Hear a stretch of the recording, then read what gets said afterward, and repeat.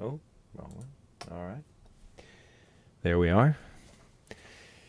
Hello, Diet Rebel Scum and Diet Rebel Scum Curious. Diet Rebel Scum being those of us who have taken the government-recommended food pyramid and said to hell with that.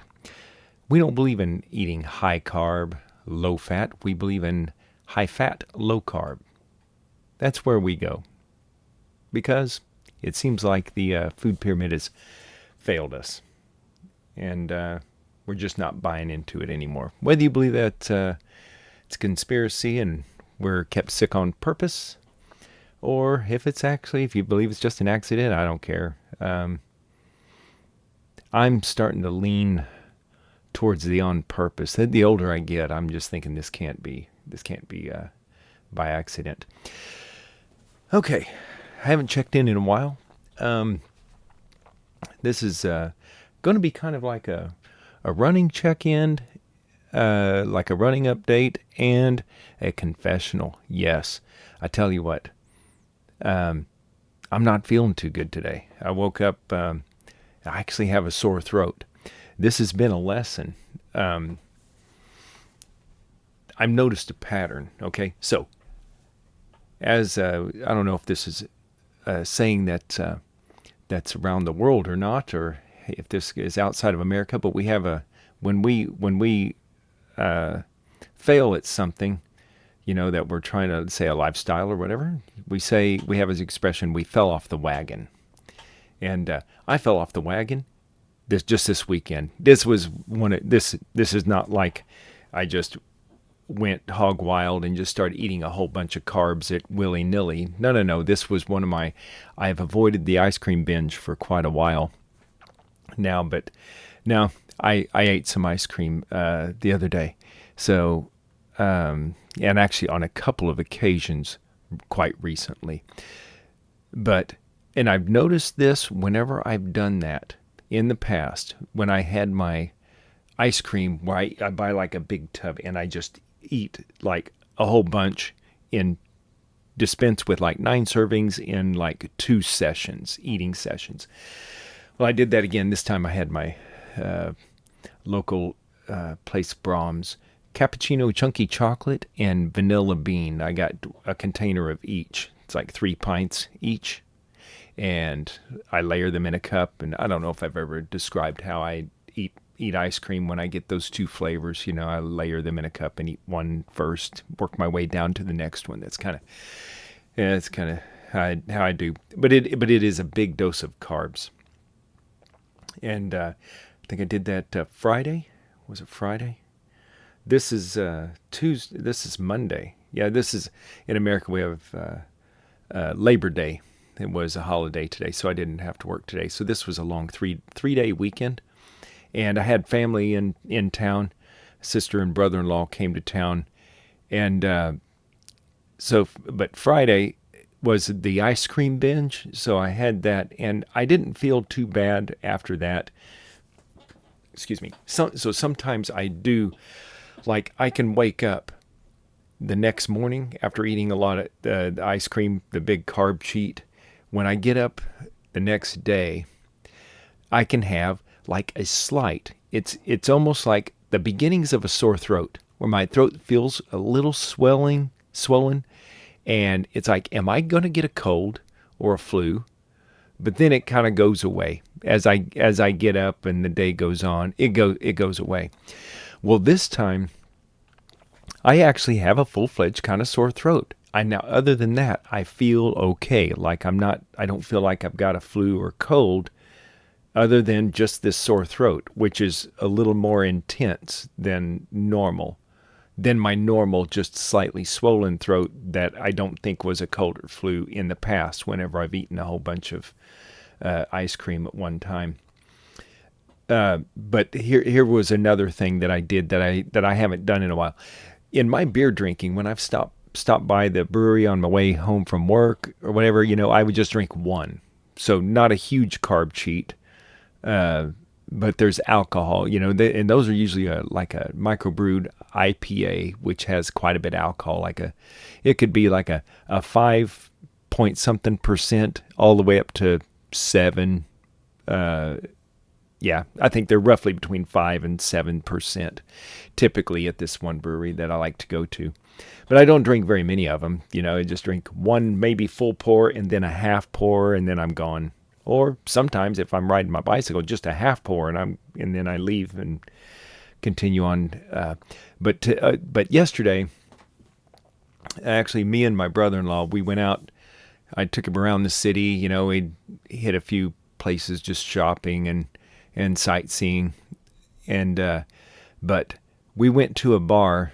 Went to a couple places, and we went by one place, and I had a low carb beer. Michelob Ultra. No, I didn't have a Michelob Ultra. My brother-in-law had a Michelob Ultra, but I had a low carb Miller Lite. Okay, that's probably 2 point something grams carbs. And I think my dog is about to come in the room here. He's about to scratch the door. I think he hears me talking. If he scratches at the door, I'm going to pause and let him in. But anyway, one low carb beer, 12 ounce. And then we went to another place. And I proceeded to have, over a period of now this was yesterday, I had a couple of low-carb beers Saturday, but then yesterday, and with no ill effect, I think I felt fine. I had a lot of ice cream the Friday, and then a couple of low-carb beers Saturday, which is just kind of out of my ordinary. But then yesterday, we went to a place, had one low-carb beer, and then the second place we went, I had 3, maybe 4 more low-carb beers. Not Michelob Ultra. Did I say Michelob Ultra earlier? Not Michelob Ultra. Miller Lite. Yeah, I was drinking Miller Lights, which is roughly, I think, maybe a gram or two more carb than a Michelob Ultra, possibly. I don't know if I've ever looked it up, but it's the alcohol, not the carbs, that I think did me in today. So I drank 4. I think I got 4 more beers, so a total of 5. Now, I haven't drank 5 beers kind of in the same 2 or 3 hours in a while. And I tell you what, I woke up this morning in a full kind of sore throat. It's like I'm getting sick, and I haven't had a cold or flu in a long time.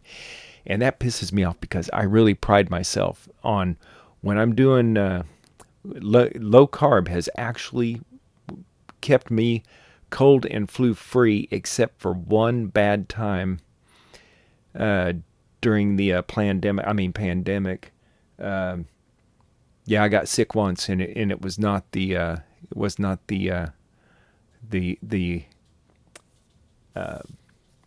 illness that everybody's afraid of. I was tested negative for that back then. So it was some other respiratory illness. They didn't say what it was. It's kind of interesting. But anyway, yeah, it's like I've got maybe a cold, but it's just the throat. I feel fine otherwise. Hang on a second. I'm going to let the dog in. I think he's prancing around outside. Schroeder, do you need in? Schroeder? Go on. Okay. He might wander in on his own, but, well, actually you can't. I just shut the door. So now I've got this freaking sore throat because of, I think it was a combination. I think it was the ice cream, the egregious amount of ice cream Friday, and then the alcohol, a little too much alcohol. I think, there's a phenomenon, I think, with us low carbers, the more we, and maybe particularly not just keto people, but us carnivore people, where we don't eat, I don't eat any fruits and vegetables at all. Just maybe if they're a side dish, if I'm out to eat, I may eat, if I get like asparagus or something along with it, like a nice steak, I might eat that asparagus just because I paid for it. And it's low carbish, lowish carb. So I go ahead and eat it. And anyway, I kind of feel sick. I need to go to bed here soon because I got to get up and run. And I am going to go ahead and get up and run with my running partners tomorrow. Got to get up at 4:30, be there at 5:30, run probably 4 miles is kind of what we do on Tuesdays. So hopefully that goes okay. Hopefully I'm not really sick. I'm hoping this just goes away. I've been drinking a little bit of coffee. Probably too much caffeine. I used to drink coffee whenever back in my vegetarian days when I used to get sick a couple times a year. I always got cold and flus. Just like everybody else. That's why I think that's one of my evidences that I think at least low carb, if not carnivore, is a superior, more natural human diet than the high carb, food, following the food pyramid, eating everything in moderation. That's I think that's crazy. Eating everything in moderation, people that do that, which is about everybody, they always get sick. That's why everybody goes and gets flu vaccines, and they get sick anyway, usually. Some people claim they don't. They go, I got the flu vaccine. I never get the flu. Well, if you're pretty healthy, I'll bet those people that get the flu vaccine and never get the flu probably would never get the flu, even if they didn't take the vaccine. That's my unexpert opinion. Okay. This coffee's getting cold. Been sipping on that for quite a while. All right. Let me show you something. I have... This is my running update. Full screen. Let's see. Screen share, webcam. Okay. All right.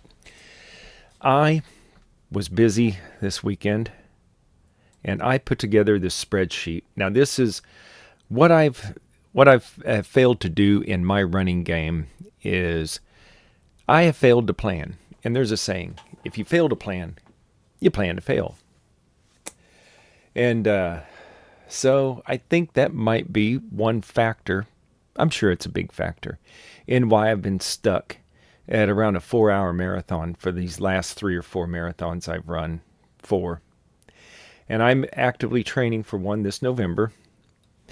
And I just picked I've just been running with my running partners they're training for a half marathon. One gentleman is he's training for the half too. He ran a full marathon last April. Same one I did. So we were in that together, but he's running a half, but he'll be running a full in 2026 in April. And that I'll be running into, plan to. And, but anyway, I'm running with people that are training for a half. So I just been running what they do on Tuesdays, Thursdays, and Saturdays.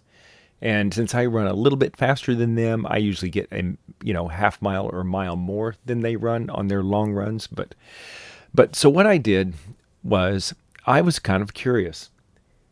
How am I doing compared to a conventional, like if I were really running a marathon schedule? So I looked one up. Now, marathon training is typically 16 weeks. Okay, I got a little anomaly here in this spreadsheet schedule. You can delete that. Okay, so let me explain how this works here.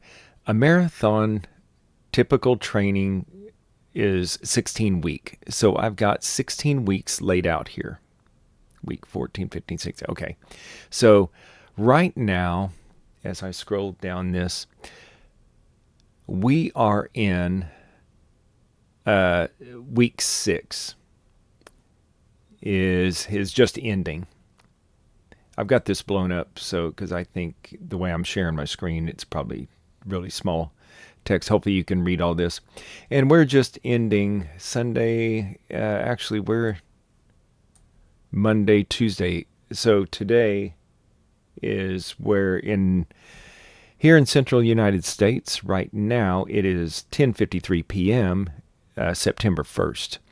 So I've got zero is planned in the schedule. Okay. Now, I am going to explain how this works.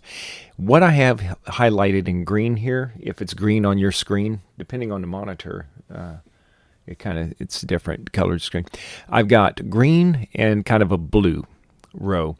Okay, green, when you see this block, this is Monday, week 1, back in July, on July 21st. That would have been the first day of marathon training for real, like the real schedule, like when you're really starting to run plan. Everything, your mileage, you're supposed to be running before the 16 weeks. Building a base, building a cardio base, just kind of running, maintaining your health, kind of running some easy mileage. Maybe you had run a marathon a few weeks before, but you're just kind of resting, but running almost every day, maintaining and maybe building a cardio base. And what you're doing in the 16 weeks in a marathon plan is you're starting to throw in speed work and building on weekends these longer runs. That's your long run. And those long runs get bigger and, more miles as the 16 weeks go on. And your speed work gets faster or whatever, whatever the schedule calls for. Well, what I've kind of done is just kind of gone out and ran with my partners through the week. And whatever their long run was, I would do that. And towards the end of the 16 weeks, I would kind of go on my own and I would run higher mileage long runs. But during the, in these past marathons, I wasn't doing that much speed work. But now in recent months, I've been throwing in some speed work randomly. So here's what I did. The green is what I really did. So I opened up my Garmin account and looked back at what I did, 2.02 miles, and I averaged, and right here is my average per mile, 8:21 per mile. I thought I had that labeled. I guess I didn't. Okay, now, according to I picked a random plan off the internet, and in blue is what a 16-week marathon training schedule is. And I don't remember what site it came from. It was just a free one. And it is for the target. This is a targeted program to run a specific time. It's targeted at a 3-hour and 45-minute marathon. I would be really pleased to run a 3-hour and 45-minute marathon. I was hoping to do that last year at this marathon in Kansas that's coming up, and I ended up running a little over 4 hours. So I cratered at the end of it, but I was on pace to break 4 hours for sure. I was running with a faster pace group for the first half, and then I fell apart, which I probably should have, but. I was running without a plan back then. Anyway. So I'm comparing how I've been running with a real plan, a 3-hour and 45-minute marathon plan that I've downloaded off the internet, and I just filled it in the spreadsheet. So what they planned was an easy run, 4 miles at 9:40. Well, what did I do? 2 miles, 8:21. The following day, they have like a rest day built in. So when you see 0, the marathon plan was 0. What did I do that day? I ran 4.16 miles at 9 minutes a mile, and so on. So I was kind of going along and comparing how I was doing. So at the end of the week, what I have is a total. So on the first week, the marathon plan had 8 miles at 9 minutes and 40 seconds per mile planned. Well, I actually ran, I didn't even do a long run that day or that week, Saturday or Sunday. We've been typically doing our long runs on Saturday, but the marathon plan has them on Sunday. But so I had a lazy weekend back then. So, and I totaled the miles. So the marathon plan for week 1 had 23 miles for that week, and I only did 10.37. So it makes sense. I've been running pretty leisurely. I was kind of beating myself up on being kind of slow, and it's like, well, maybe I really deserved it, that because I was running slow. But at the same time, I was running slow and not running that much because I was kind of I wasn't really feeling it, which I'm still not sure why. I have my suspicions, and I may have hinted at them in previous videos, but there's one that's kind of scary. I'm just thinking it might have been a pharmaceutical product that was not so voluntarily taken. Anyway, but could be that I just need to run faster. And so that's what I've been trying to do with increased speed work. So let's look at week 2. I'm just going to go through this kind of quickly because I don't want this video to go on too much longer. I got to get to bed. Because I got to get up early and run. But week 2, there's a speed work scheduled. I ran 4.46 miles there in 9:07. Now, here's one thing that I have been out doing this program in is my shorter runs have been at a faster pace than the shorter runs in the marathon plan. So, like they want 6 miles at 9:40. Well, I did shorter, but I did it faster. They had 4 speed work.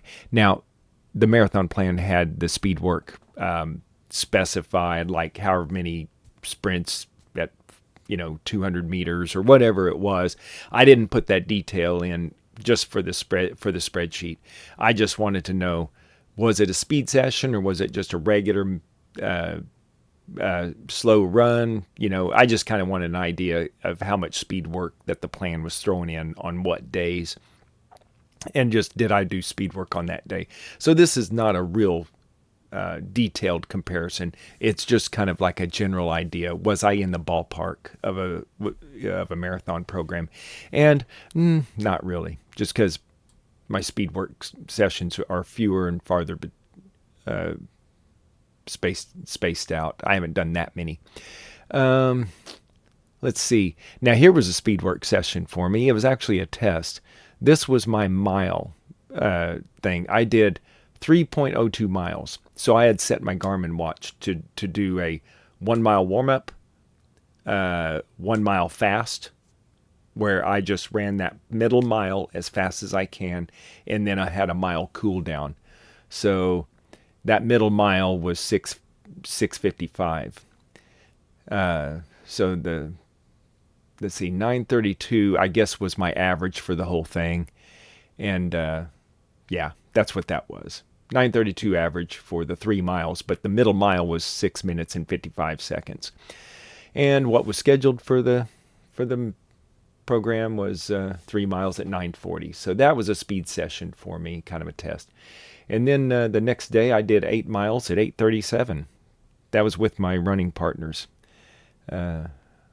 in somewhat hilly area. So that was a pretty good long run. But the marathon program had 10 miles at 9:40. Okay, so I've just been comparing myself. How have I been doing compared to a real marathon program? So let's just wrap this video up, and I'll just go down to week 3. I did 22 miles. The marathon program called for 28, so I'm still behind. I was behind the second week, so I was a little behind in mileage, total mileage. Now on week 4 here, I actually ran more miles than the marathon program. And that's because it looks like they didn't have a long run. They actually had a race. Like you're supposed to throw in like a 10K race, I think is what that said. So I just put 6 miles. 10K is actually 6.2 something, 6.22 maybe, something like that. So instead of a long run, I did a long run on Saturday, 10 miles. So that's what put me over. So I actually did a little more mileage on there. 19, wow, week 5, 19 miles. And they wanted 32. So I'm behind. I am pretty far behind, and I think I need to do my totals, add the totals for this week. I did a long run just this past Saturday, 10.54 miles at 9. Yeah, that was after my ice cream binge Friday night I had my ice cream, so I guess you could say that was probably a carb powered run there, because I had eaten quite a few the night before. Knocked me out of ketosis there. So we'll do an update video later, and let's go back to full screen. Let's get my full pretty face. Wrong one. There we go. Yeah. So, sore throat. Don't feel good. I'm kind of curious. Am I going to wake up with this still? I've got a pretty big electrolyte drink here.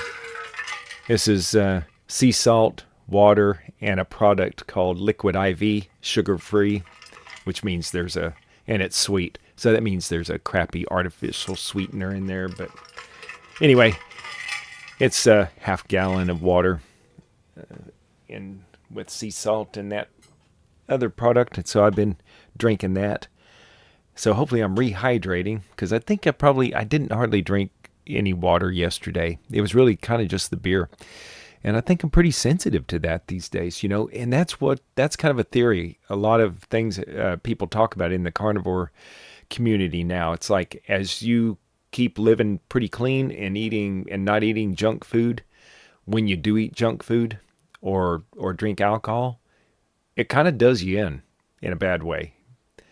It's like you're getting more sensitive to the bad things, which is not a bad thing, I don't think. It's just reinforces you need to stay away from that crap. And so, some people might argue, oh, well, if you eat the bad crap all the time and you feel okay, which, generally people do, they just end up getting less and less healthy as their life goes on, and end up on prescription drugs. But yeah, it's not like they're hurting all the time, eating, the food pyramid or whatever. But that's because, I think they're always slightly inflamed. So their body's always kind of defending against it. And what we carnivore and keto people are doing is we're eating more like you're supposed to. So we feel, generally we feel good all the time with minimal or no prescription drug usage. And so when we do eat something, not ideal, like a bunch of ice cream, or we go and we have several alcohol beverages, it does, we feel worse than back when we did that crap on a regular basis, and did that, like normally if I drank 5 beers and got kind of a beer buzz back in my vegetarian carb eating days, it's like, yeah, I wouldn't feel ideal the next day, but I wouldn't feel what I'd call bad. Now, if I drank a bunch, 8 or 10 beers in a pretty short time on a night, I'd wake up feeling pretty crappy. But now, these days, it doesn't take very many beers. It makes me what we call a lightweight. Doesn't take much. A pretty good stiff alcohol drink, one drink, and I feel it. I'm feeling no pain after let's say like a White Russian or something. If it's got a pretty big shot of vodka in it, yeah, I can tell I drank one. Whereas before in my high carb days, back in the day, it'd take 2 or 3 of them before I would really be feeling it. But anyway, yeah. So this just really is reinforcement. I need to stay away from the alcohol. Or at least drinking 4 or 5 beers. No. I need to stay away from that. And the ice cream. See, that was bad. Bunch of carbs. Next day, hardly any carbs, but a little too much alcohol. Bad plus bad equals kind of bad. Yep. All right. Gotta employ my accountability buddy. That's you. Gotta keep those videos going. Maybe some daily updates. Gotta check in more frequently. Kind of keeps that temptation away from, eating a whole damn tub of ice cream. All right. That's about it. I need to go to bed. Yeah, it's 11 o'clock now. 11:08. Jeez. Been talking way too long. What is this? 29 minutes, 45 seconds. That's long enough. All right. We'll check in with you later. Let's make tomorrow or depending on where you're at, the rest of today, a low carb day. All right. Bye.